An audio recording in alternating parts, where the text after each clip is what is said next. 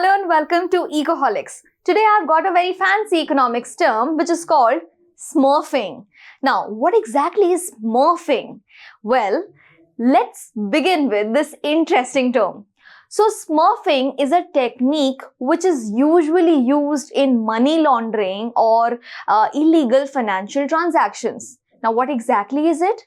So when an individual or a business does some illegal transactions or some illegal activity to disguise their transactions, what do? They break huge amount of money into smaller sums and smaller transactions.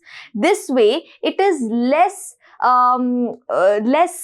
easy to identify the source of transaction, and it becomes a huge mess for the authorities also to identify how this money has been coming to the bank accounts.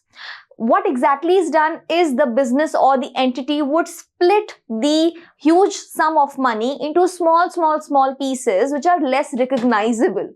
And these less recognizable pieces of money are going to be split in some way that the business or the entity can actually avoid that kind of punitive action, and they can disguise their illegal transactions. So this is a very commonly used technique in money laundering basically, or doing some illegal financial transactions. However, how do we know that this word comes from a certain different pathway? Actually, this word comes from Smurf.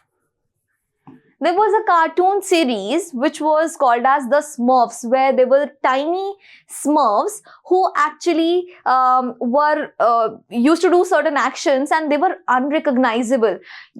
People could not actually catch them. So on the basis of that movie and that series, this terminology has actually come out, where those transactions of money which are very small and tiny cannot be easily identified by the authorities, and that's why this term is called as smurfing.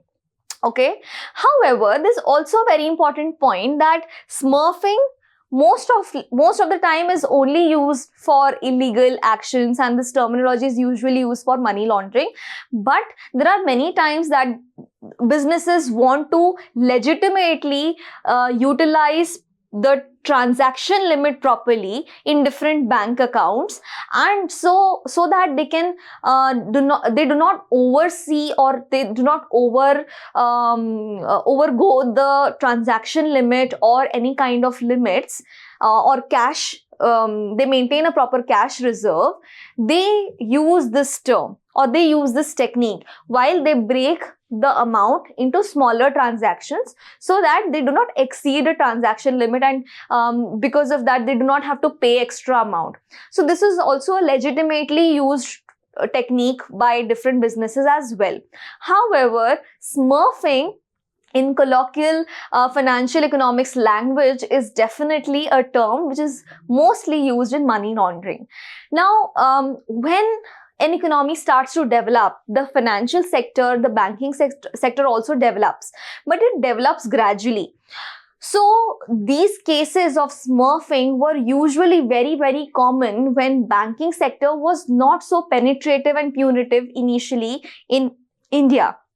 But gradually, post nationalization and post different authorities being made to not just check the transactions but also check the sources and the different ways in which the authorities can actually check how the transaction is happening between two bank accounts. And there's there are legal and punitive actions also associated to it if a certain case has been filed or money laundering case has been identified.